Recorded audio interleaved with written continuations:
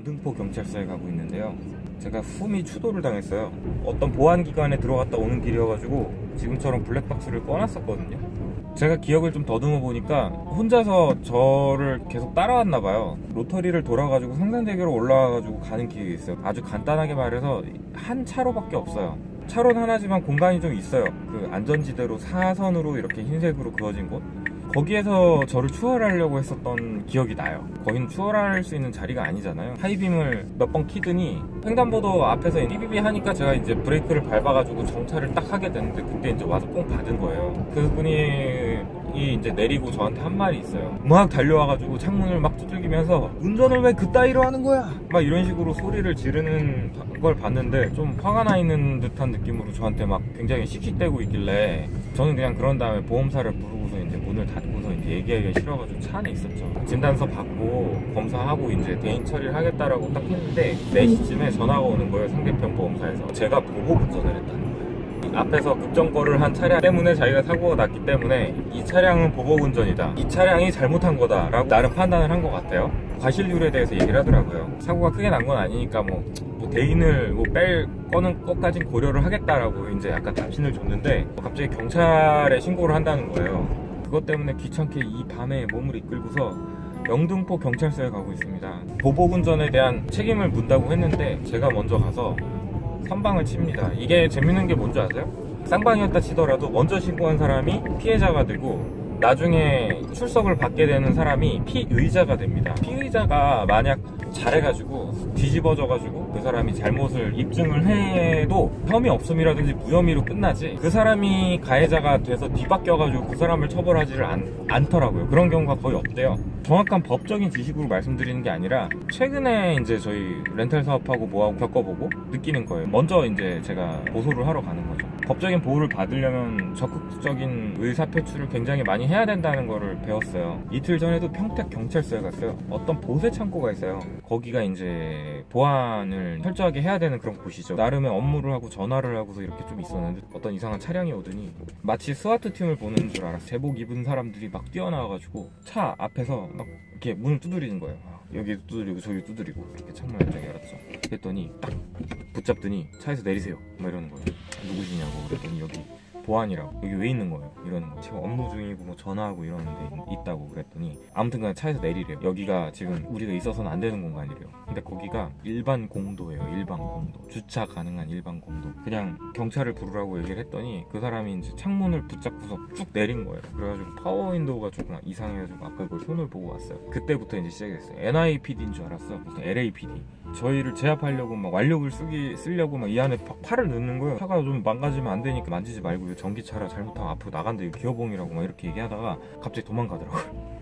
아니 왜 도망가는지 몰라. 둘이 있었거든요. 벙쪄가지고 저 사람 뭐냐 그래가지고 집에 돌아가는 길이었는데 그때 알았어. 폰이랑 내 차키랑 카드랑 강탈을 해간 거예요. 112에 신고를 했죠. 경찰서에 오라는 거예요. 진술서를 쓰래. 피곤하기도 하고 일단 집에 가서 보자라고 했는데, 그 전화로 전화를 걸었어요. 지금 당신이 갖고 있는 폰이 다른 분 거고 우리 것도 아닌데 그거를 가져가면 어떡하냐, 강도로 이제 고소를 하겠다라고 얘기를 했더니 그날 밤에 평택경찰서로 그거를 반납을 했더라고요. 출석명령서가 오더라고요. 그래가지고 갔는데 그 모든 사건이 딱 정확하게 1분 30초 만에 일어난 일이거든요. 그래서 블랙박스를 내가 보여주면서 이런 상황이었고 어떻게 생각하세요? 라고 얘기했더니 진술서를 그러면 일단 쓰시죠 라고 얘기하더라고요. 강도짓을 한 거기 때문에 우리는 그 사람을 처벌을 해야 된다라고 진술을 했어요. 그걸 보고서 뭐라 그러는 줄 아세요?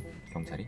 검찰까지 갈 것도 아니고 검찰까지 보내시죠. 왜요? 그랬더니 누가 피해자인지 이걸 구분을 해서 올린대요. 그러니까 자진으로 그거를 이제 갖다 주면서 우리가 범죄자인 것 같이 진술서를 써서. 근데 재밌는 게 그 경찰들이 기본적으로 오히려 피의자로 놓고서 진술서를 쓰게 되는 거예요. 나중엔 미안하다고 하면서 커피 사주면서 이제 얘기를 하면서 끝나긴 했는데, 역으로 지금 강도로 고소를 하겠다라고 했는데 이미 자기네들은 이거를 다 회수를 했고, 그 사람 원래 직업이 거기 그 사설 경비 영역이기 때문에 정황을 봤을 때 그 사람은 우리의 금품 탈취를 목적으로 이거를 하려고 하지 않았다라고 하더라고요. 공도에서 그런 그 노상 강도가 일어나는데 상대편이 우리한테 잘못한 거에 대한 거를 죄를 물을 수가 없다라는 거예요. 그러니까 이게 사건이 또 하나로 묶여가지고 내가 그걸로 고소를 할 수가 없대요. 그 얘기는 옛날부터 알고 있어요. 이게 사건이 하나가 묶이면 그걸 가지고서 뭐 2중 고소, 3중 고소를 할 수는 없어요. 그래서 이제 민사로 결국 들어가게 되는데, 사실상 그 민사로 제가 요청해가지고 받을 수 있는 돈이 좀 돼가지고 우리 변호사랑 같이 해서 돈 많이 안 쓰고서 일단은 소장을 넣을 거예요. 그러면은 그때 되면 이제 저한테 합의를 보자, 뭐 어떻게 얘기를 하자라고 하던지 아니면은 그 끝까지 가겠죠. 근데 일단은 억울하다는 거죠. 제가 만약 그 상황에서 먼저 그 경찰 신고를 하고 진술서를 그 쓰는 순간 우리는 그 사람에 대한 구속력을 가질 수도 있고 우리가 키를 쥐고서 이제 죄를 물을 수가 있는 건데, 민사 하나밖에 안 남으면은 그 사람이 뭐 처벌을 할 수도 없는 거고 그냥 보상밖에 바랄 수가 없는 거란 말이에요. 제네시스 아재 그 사람을 이 그런 식으로 나오니까 나 역시도 먼저 선방을 쳐보려고 먼저 고소를 하려고 온 거예요. 지금 법원이랑도 좀 친해지고 경찰서랑도 좀 친해지고 민사소송 이런 것도 좀 자주 해볼 거예요. 이게 이제 앞으로 저의 이제 이런 밑거름이 될 거라고 분명히 저는 확신하고요. 예전에는 이런 거를 하면은 이렇게 썩 좋지 않다라는 기분이 우선 좀 들었었어요. 재판을 하거나 뭐 검찰에 가거나 뭐 이런 거를 보통 보면은 안 가는 게 좋다라고 생각을 할 때도 있잖아요. 근데 저는 반대로 생각하려고요. 자주 와서 자주 고소를 하고 자주 한번 얘기를 해봐가지고 일단은 이게 어떤 시스템으로 돌아가는지 좀 약간 봐야 되겠어요. 그리고 여기도 동사무소나 구청처럼 우리 시민의 이런 권리를 지켜주는 곳이잖아요. 그렇기 때문에 제가 여기에 업무를 잘 알아야 될 필요성이 있어요. 여기에 사람들도 어떻게 하는지도 알 필요가 있고, 경찰은 민중의 지팡이고 그 민중의 지팡이를 짚으려면 내가 자주 와야 된다. 내가 자주 와서 적극적으로 친해지자. 경찰서랑 친해지자. 이게 맞는지는 점점 경험을 해보면서 공부를 하면서 알게 되겠죠. 그러면 오늘의 그 고소는 진행해 보겠습니다. 예, 영등포 경찰서는 이렇게 이루어져 있습니다. 지능경제범죄수사회 형사과, 교통과 이렇게 있는데 아무튼 가보겠습니다. 교통사고 접수 담당입니다. 저는 이제 교통사고 발생 상황 진술서를 아주 빠르게 잘 써보겠습니다.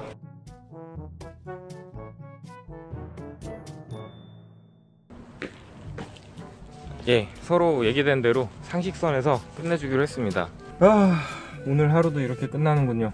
일단 어떻게 된 건지 정리를 하면요, 결론이 이렇게 됐어요. 사건 경위 얘기하고 이제 그 사항에 대해서 이제 먼저 진술을 한 거죠. 교통계 이제 형사님께서 진술서 보니까 지금 이게 맞냐, 이거 맞나 확인하려고 전화했다, 경찰서 출석하셔야 된다 이렇게 얘기했더니, 예, 그때부터 얘기가 이제 통하기 시작을 한 거예요. 그렇게 강하게 경찰서에 오신다고 먼저 얘기했던 분이 그렇게 된 거죠. 뒷범퍼 2개가 나가면은 사실 견적을 뽑으면 500 정도가 나와요. 470 얼마가 나오는데 미수는 처리를 하는 이유는 2차로 저는 하는 일이 많기 때문이죠.